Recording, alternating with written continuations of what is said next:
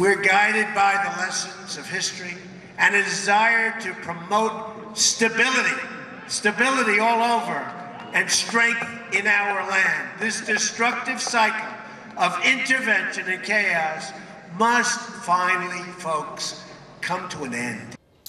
Welcome back to Lead. That was President-elect Donald Trump on Tuesday night vowing to scale back U.S. intervention overseas, all part of his America First policy. Joining me now to talk about this and more, Congresswoman Tulsi Gabbard, Democrat of Hawaii, I guess you say. She serves on the Armed Services and Foreign Affairs Committee. Thank you so much for being here. We appreciate it. Aloha, Jake. Always good to see you. So let me ask you a question.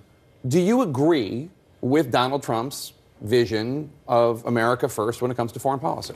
I'm glad to hear him talking about ending our country's interventionist regime change war policies. As you know, this is something that I've been talking about for years, that we need to stop the destruction that's been caused by our country continuously getting involved in these counterproductive regime change wars that not only end up strengthening our enemy in groups like ISIS and Al-Qaeda, but they actually end up causing more suffering for the people in these countries where we are intervening, as in Syria now. I know you feel that way about Syria and Libya and Iraq. Do you feel that way about Afghanistan?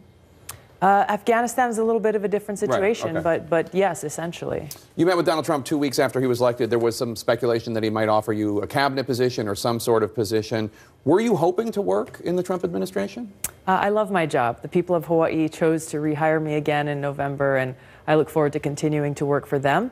My goal in going there, in receiving the invitation to speak to President-elect Trump, was to speak specifically about the situation in Syria, the dangerous consequences of escalating the regime change war that the United States is fueling there, along with countries like Saudi Arabia and Qatar and Turkey, escalating that through a so-called no-fly zone or safe zone, and urging him to end our regime change war there, to stop funding, both directly and indirectly, groups that are working with Al-Qaeda and ISIS, and to stop funneling those dollars and weapons and other assistance through these other countries like Saudi Arabia, who are directly supporting these terrorist groups, who are supposed to be our enemy, who we're supposed to be fighting to defeat. And tell me about the legislation. You have a bill that you introduced today that would address loopholes you say have allowed American taxpayer dollars to fund terror groups such as Al-Qaeda and ISIS in Syria. Are you really suggesting that the U.S. government is funding these terrorist groups? I'm not only suggesting it. This is the reality that we're living in. And not directly, most though. Americans, you know, if you or I were to go and provide money,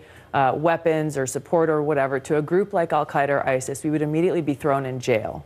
However, the U.S. government has been providing money, weapons, intel assistance, and other types of support through the CIA directly to these groups that are working with and are affiliated with Al-Qaeda and ISIS. So you're saying the CIA is giving money to groups in Syria, and those groups are working with al-Nusra and ISIS? There have been numerous reports from the New York Times to the Wall Street Journal and other news outlets who have declared that these rebel groups have formed these battlefield alliances with Al-Qaeda, that essentially these Al-Qaeda groups are in charge of every single rebel group on the ground fighting in Syria to overthrow the Syrian government. Now, the U.S. government says that they vet the groups that they give money to very, very closely, and that you're wrong. There are not alliances between groups that the American taxpayers fund and these other groups. Obviously, they all are fighting Assad.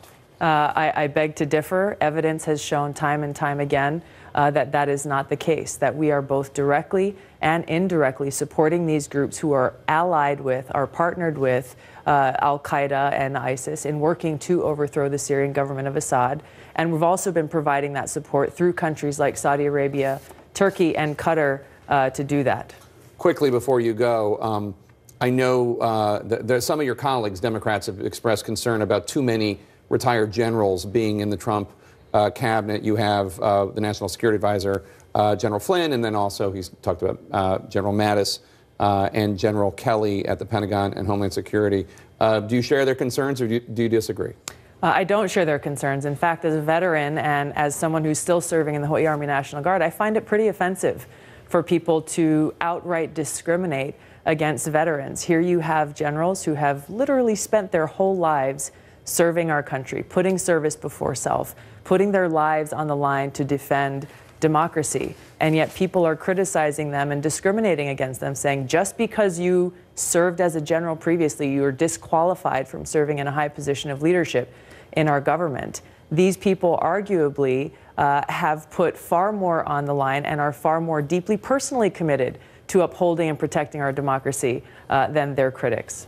Congresswoman Tulsi Gabbard, thanks so much. Always good to see you. From a World War II fighter pilot